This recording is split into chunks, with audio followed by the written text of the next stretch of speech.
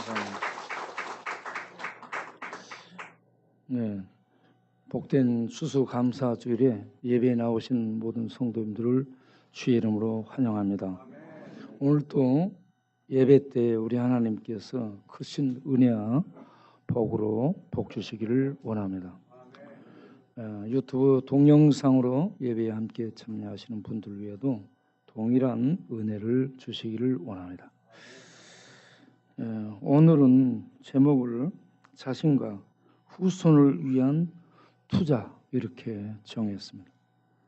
우리가 무엇을 투자하고 어떻게 투자하고 어디에 투자하며 살 것인지 생각들을 많이 할 텐데, 오늘 우리 자신들과 후손을 위한 투자를 어떻게 하면은 잘하는 것일까를 생각을 하는 시간을 갖도록 하겠습니다. 먼저 신명기 16장 14절 보겠습니다. 절기를 지킬 때 초막절을 얘기합니다. 초막절, 가을에 추수를 하고 나서 그걸 저장한 다음에 들이 나가서 일주일간 초막절을 지켜야 되는데, 이 초막절을 지킬 때에 이렇게 하라라고 말씀합니다. 너와 네 자녀와 자기 가족들, 그리고 노비, 남녀 종들, 노비들, 그리고 재산이 없는 레인, 그리고 나그네, 객, 그리고 가장 힘이 없는 과와 과부를 불러서 함께 먹고 즐거워하는 축제로 보내라 라고 초막절을 어떻게 지켜야 될 것인가를 말씀하고 있습니다. 여기에 대해서 생각을 해보도록 하겠어요. 자, 제가 생각한 것을 띄워줘 보세요.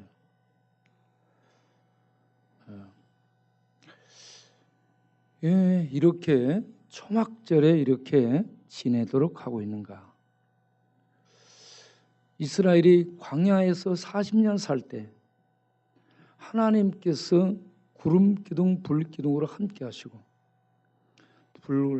불뱀과 독사와 정갈이 있고 메마르고 건조한 땅을, 황무지를 통과하게 하신 하나님, 그 하나님이 가나안 땅에 들어가서 살도록 인도하셨고, 물이 흐르면 비가 오면 다 빠져버리는 그런 땅에서 곡식을 해가지고 가을에 풍성한 이 소출을 거둘 수 있게 됐다는 것은 자기 실력으로 산 게 아니고 하나님의 복주심으로 말미암아 얻은 것이라, 이걸 그들이 알라는 얘기입니다. 그래서 일주일 동안 초막절에 감사하면서 너희가 받은 복은 너희가 수고했지만 하나님이 복을 주시지 않으면 받을 수 없는 그런 복이다. 그래서 하나님이 복 주심을 인하여 감사하라, 이런 의미죠. 그 다음, 하나님이 복 주셨다. 그래서 하나님께 감사하라. 그리고 하나님께 영광을 돌리도록 해라. 그럼 하나님께 어떻게 영광을 돌리라는 얘기인가? 그게 가난한 이웃들, 종, 객, 레인, 과부 등을 불러서 하나님이 주신 복을 나눔으로 말미암아 하나님의 사랑과 자비를 나타내므로 하나님께 영광을 돌리도록 위해서 초막절에 이렇게 축제로 보내라라고 말씀을 하고 있다는 얘기입니다. 자, 거기에 대해서 좀 더 나가면서 보겠습니다. 이제 자신을 위한 투자를 우리는 어떻게 할 것인가? 이웃들을 불러서 나누는 이러한 것들이 구제하고 나누는 나눔인데 여기에 대해서 이렇게 하면 어떤 유익이 있는가? 우리가 하나님의 말씀을 보면 남을 돕는 것이 자신을 돕는 것이라는 것을 알 수 있습니다. 구제하는 것은 남을 구제하는 것 같은데 자신을 복되게 하는 길이라는 사실입니다. 잠언 11장 25절에 구제를 좋아하는 자는 자기 돈 쓰는 겁니다. 열심히 피땀 흘려 번 돈, 열심히 농사하고 사업한 소출, 그 수확들을 가지고 구제하고 나누는 거예요. 남을 풍족하게 하면은 풍족하게 되고 남을 윤택하게 잘되게 만들어주면 본인이 윤택해진다. 남을 돕지 않으면 갖고 있어도 거지예요. 가난합니다. 돈을 많이 가지고 쓰지 않는 구두쇠가 있다 그러면 사람들이 전부 욕을 하잖아. 갖고 욕먹는 거야. 그런데 아무것도 없는데 늘 나누는 사람이 있어.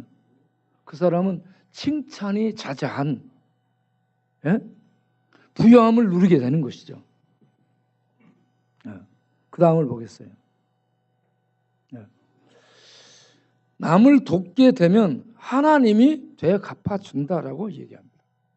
가난한 자를 불쌍히 여겨서 도와주는 것은 하나님께 꾸이는 것이니 하나님께서 빚지는 것이니 그의 선행을 하나님이 갚아주시리라. 하나님이 빚지는 것입니다. 그러니까 하나님이 갚아주게 된다는 얘기죠.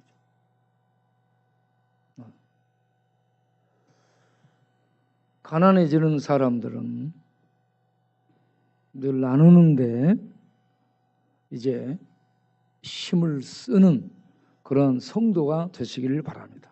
하나님이 갚아주십니다. 그 다음 보겠습니다. 그리고 하나님 앞에 갔을 때 하나님께서 상을 주시는 거예요.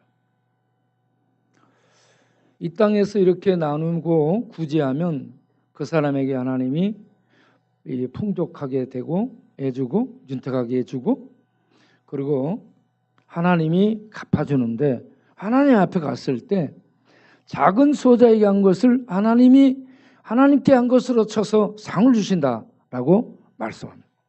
작은 소자는 이름 없는 무명의 가난한 자, 객과 과와 과부입니다. 이름 없는 자들. 힘이 없는 이런 사람들을 주의 이름으로 도왔어요. 그걸 예수님이 기록해. 그래가지고 그 힘이 없는 고아와 과부에게 한 것을 예수님께 한 것으로 기록을 해서 하나님 앞에 갔을 때 사랑하는 나의 백성아 너 정말 수고 많았다. 나의 영광에 참여하라 하면서 하나님의 영광을 그에게 입혀준다 하는 얘기입니다. 그래서 사도 바울은 이걸 사도행전 20장 35절에서 이렇게 합니다. 수고하여 손수 애를 쓰고 수고하고 일을 해서 약한 사람들을 도우라.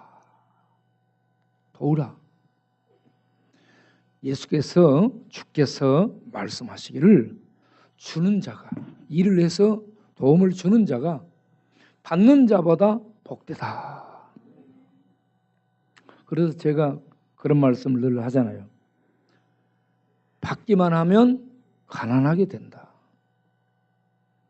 계속 받으면 거지 된다. 평생 받으면 평생 거지 된다. 그러니까 늘 주면 부자가 되는 겁니다. 없을수록 나누어 주는 부유한 자로 살기를 바랍니다. 하나님이 복을 나누는 복된 자가 되도록 그에게 복을 부어주실 줄로 믿습니다. 그 다음 이제 그렇게 나눌 수 있게 되는 근거가 되는 말씀들, 하나님이 출애굽기 19장 5절에서 세계가 다 내게 속했다, 내 것이다. 여러분, 하늘에 별 하나라도 갖고 있는 사람 있어요? 쪽방 하나 갖고 있는 사람 있어? 자기 걸로? 아파트 갖고 있는 사람들은 있죠. 집이 좀 있는 사람도 있죠. 우리는 쪽방도 없는 사람이 대부분이죠. 그런데 아무리 아파트를 저 파트를 갖고 있어도 하늘에 별 갖고 있는 사람 없잖아. 하늘에 별을 그런데 셀 수 있어요? 셀 수 없는 별을 하나님이 전부 내 것이라고 말합니다. 하나님이 갖고 있는 별에다가 우리가 펜션 하나 짓고 거기에 가서 쉬다가 오는 거야. 세계가 다 하나님의 것이다. 그 다음 기절을 보겠습니다. 방금 그 화면 시편 24편 1절 2절을 보면 땅과 거기 충만한 것과 세계와 그 가운데 사는 자들은 다 여호와 것이다.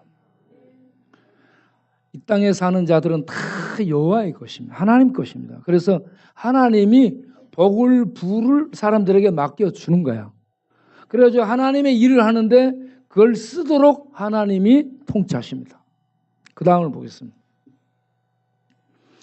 산림의 짐승들도 산의 가축도 들의 짐승도 다 내 것이다. 짐승들 주인이 있어 없어요? 사자 주인 있는 사람 없잖아. 그런데 하나님이 전부 주인이에요. 그것들이 우리 말은 안 들어도 누구 말을 쓰면 듣는다? 하나님 말씀을 듣습니다. 그런데 좀 더 올라가고 가서 보면 시편 89편을 보면 하늘이 주의 것입니다. 하늘.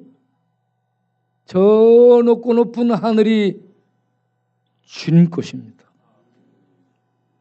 그 하늘을 갖고 있는 그 주님이 우리 아버지야. 아무것도 없어도 배부르지고 여러분 부자라는 느낌이 팍 들지 않습니까? 하늘이 주의 것이요. 땅도 주의 것이요. 세계와 그 중에 충만한 것, 그 모든 걸 주께서 건설하셨는데 그 모든 걸 건설하신 것이 주님이 모든 것의 소유주다. 하늘과 땅의 주인이시다. 그 주님이 우리의 누구라? 아저씨? 이웃 할아버지? 월가의 부자? 아니요. 우리의 아버지입니다. 아버지 한번 해보겠습니다. 아버지. 아버지가 생소한 사람 손 들어봐요. 아저씨 이렇게 느껴지는 사람. 느낌이 아버지 하는데 아저씨로 느껴지는 사람. 네, 우리의 아버지. 한번 해보겠습니다. 하나님. 우리 아버지. 네, 하나님이 우리 아버지입니다. 그 다음을 보겠습니다. 네, 다윗이 또 얘기한 부분. 위대하심과 권능과 영광과 승리와 위엄이 다 주께 있습니다. 주께 속해 있습니다. 그걸 하나님이 어떤 자에게 주는 겁니다. 천지에 있는 것이 다 주의 것입니다. 주권, 통치권, 그것도 서로 통치권을 잡기 위해서 싸우고 치고받고 혈전이 벌어지고 있죠. 어느 나라가 지금 그러고 있죠? 중국도 그러고 저기 러시아도 그러고 미국도 그러고 다 마찬가지예요. 예. 그런데 주권이 주께 속했다. 할렐루야. 주는 만물의 머리입니다. 머리. 예, 통치자입니다. 그 다음 부와 존귀함이 주께 있습니다. 만물의 주인이 되신 우리 하나님, 그 손에 권세와 능력들을 갖고 사람들을 크게 하고 사람들을 강하게 하고 사람들을 부하게 해주는 은혜를 베푸시는 그분이 우리 아버지. 우리 하나님 여호와여, 우리가 주의 거룩한 이름을 위하여 성전을 건축하러 미리 저축한 이 모든 물건도 다, 모든 물질, 모든 재정, 모든 돈이, 땅이 다 주의 손에서 왔고 주의 것을 갖고 있다가 주께 드리는 것입니다. 이렇게 얘기하고 있습니다. 모든 것이 주님의 것이라. 예. 믿습니까? 예. 그걸 받아서 드리는 겁니다. 그 다음을 보겠습니다. 예. 그 다음. 세 번째는 자식을 복되게 하는 투자. 내가 어려서부터 늙기까지. 이건 다윗이 이제 늙음하게 쓴 얘기죠. 젊은 날에 다윗은 싸움하고 돌아다니고 전쟁하고 돌아다니고 또 쫓겨서 도망다니고 참 환난이 많습니다. 이름을 환난이라고 짓지 마세요. 우리 장한래 원사님은 이름을 환난이라고 지어가지고 무슨 환난이 그렇게 많은지 모르겠어요. 장한래 원사님의 따님이 있어요. 횡단보도도 아니고 이렇게 버스를 잡기 위해서 서 있었어요. 버스 앞에. 그런데 차가 와가지고 위로 굴러 올라와가지고 가만히 차 기다리고 있는 사람을 쳐가지고 교통사고 당했잖아. 이름을 환난이라고 짓지 마시라. 응. 나 그래서 참, 지금 그분이 또 교통사고 본인도 났죠. 본인도 교통사고가 났죠. 거기다가 뇌까지 아프다죠. 참 그분이 재미있는 일화가 있죠. 고추를 찌우러 가서 고추 방앗간에 주인하고 고추 얘기를 했어요. 그랬더니 남편이 와가지고 인연이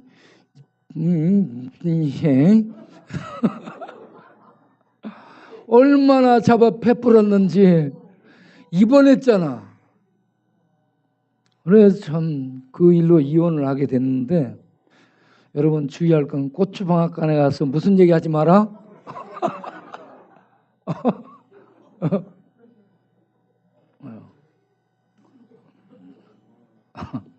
그 다음 보겠어요. 내가 어려서부터 늙기까지 의인이 버림을 당하거나 그의 자손이 거지되는 것을 보지 못했다.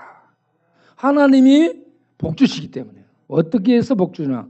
그 부모가 종일토록 하나님의 이름으로 은혜를 베풀고 꾸어주니 그 자손이 부모의 하는 것을 보고 배워서 그 자손들도 부모의 뒤를 따라 베풀고 나누고 구제하는 일을 함으로 그 자녀들이 복되게 된다.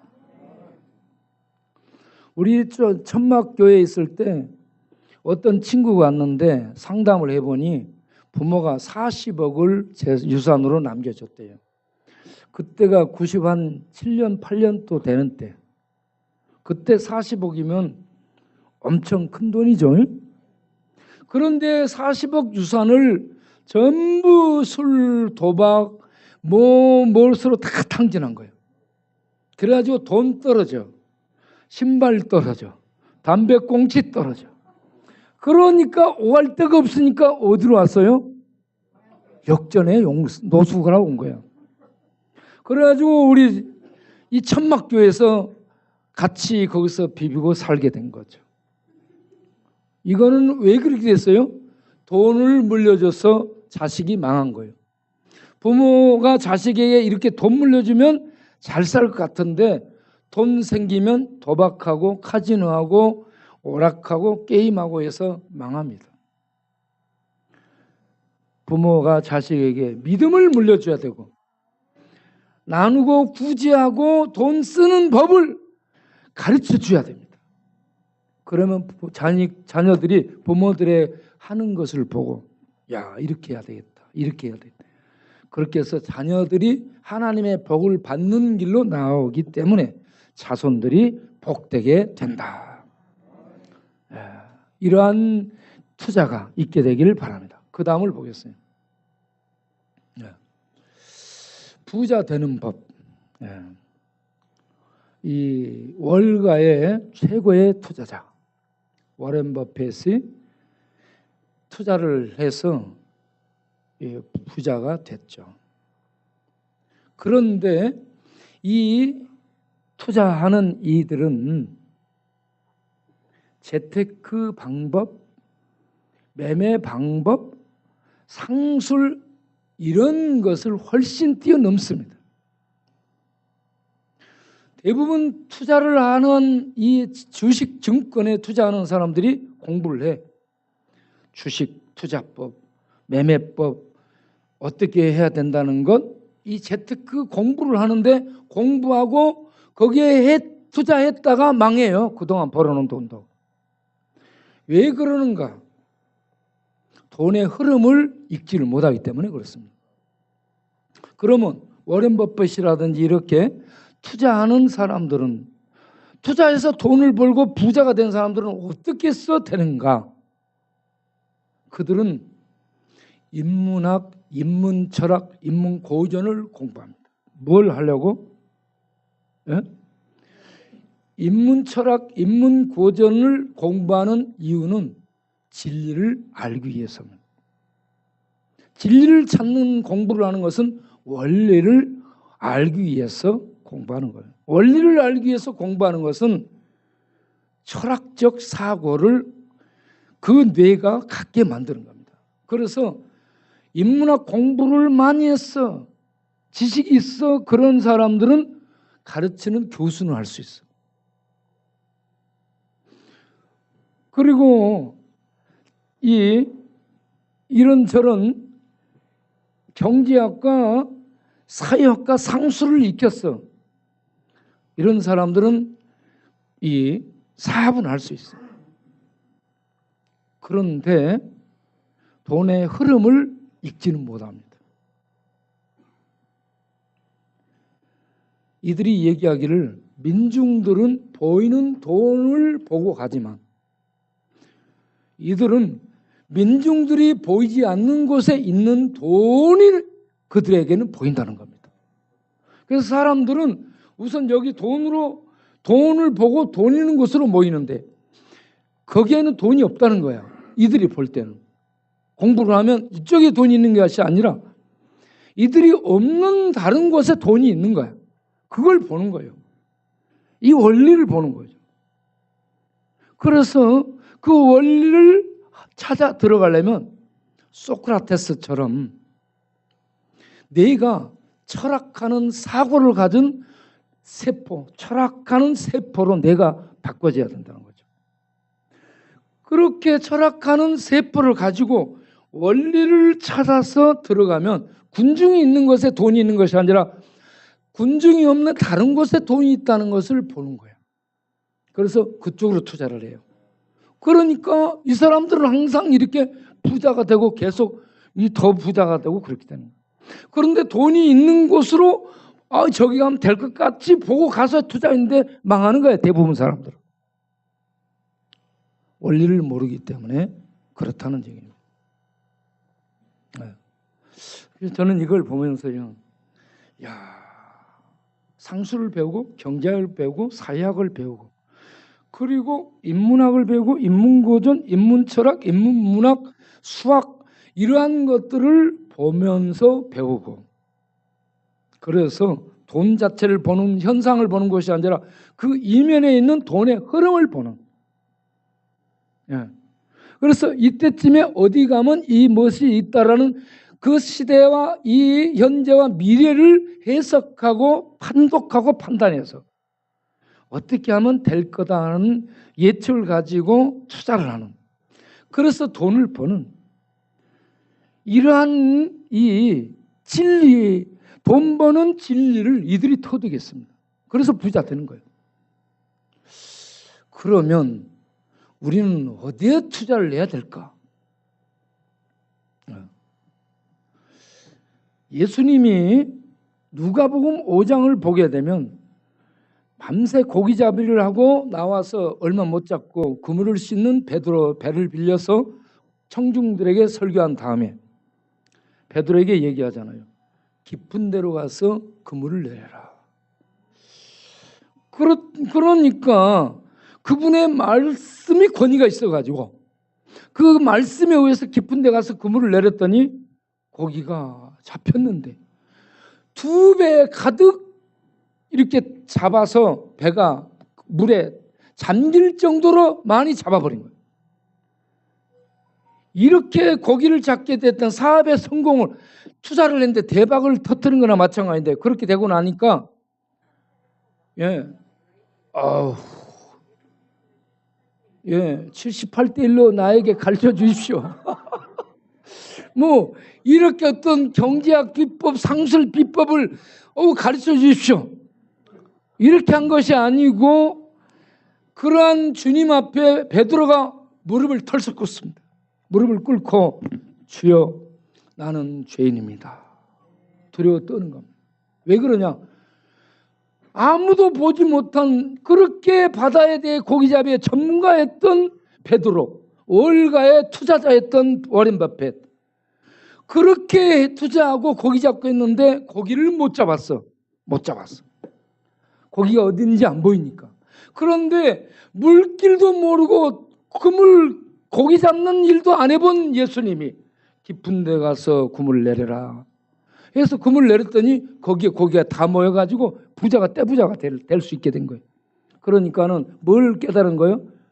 물길 속을 아시는 이분, 고기들을 명해서 모이도록 하는 이분, 하늘과 땅, 바다와 고기들의 세계를 알고 명하는 이분이 누구요?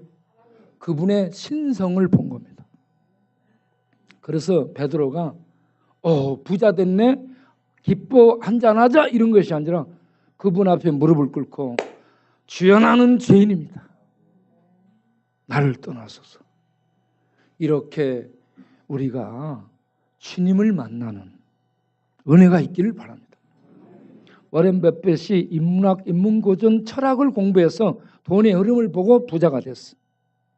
우리는 진리의 말씀 성경을 따라서 읽고 인생의 길, 나의 인생의 미래 장래를 보면서 갈 수 있는, 그래서 이 성경에 나의 모든 것을 투자하고 걸 수 있는 우리가 되길 바랍니다.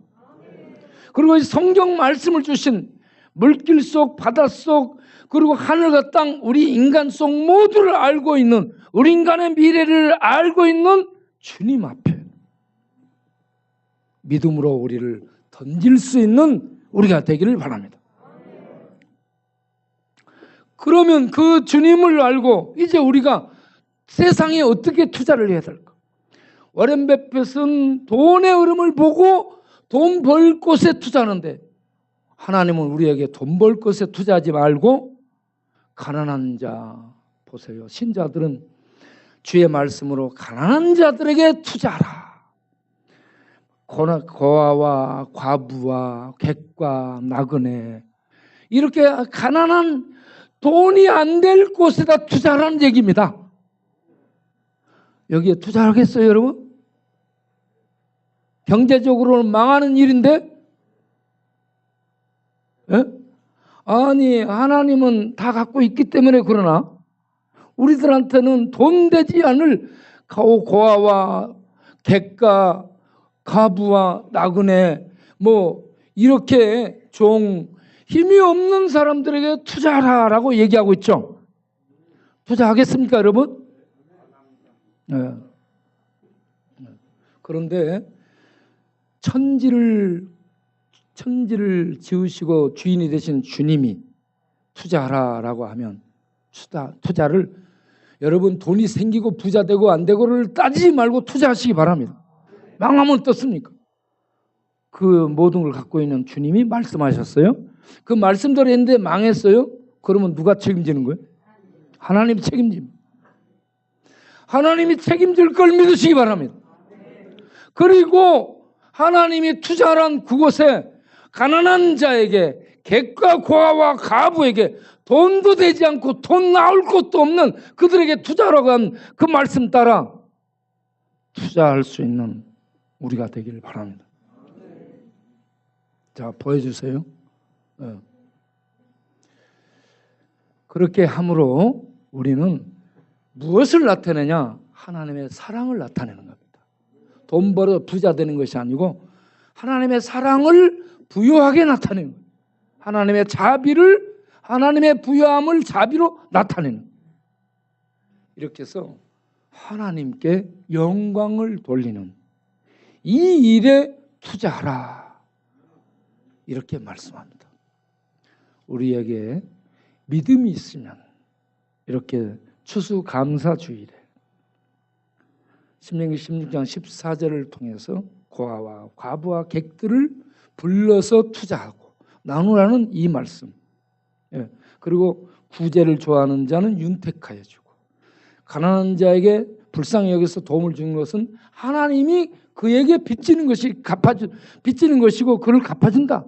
이 말씀을 믿고 가난한 자들에게, 돈이 안 될 자들에게 믿음으로 투자해서 하나님께 영광을 돌릴 수 있는 그러한 우리가 될 수 있게 되기를 바랍니다. 그렇게 할 때 하나님이 복 주실 줄로 믿습니다. 기도하겠습니다.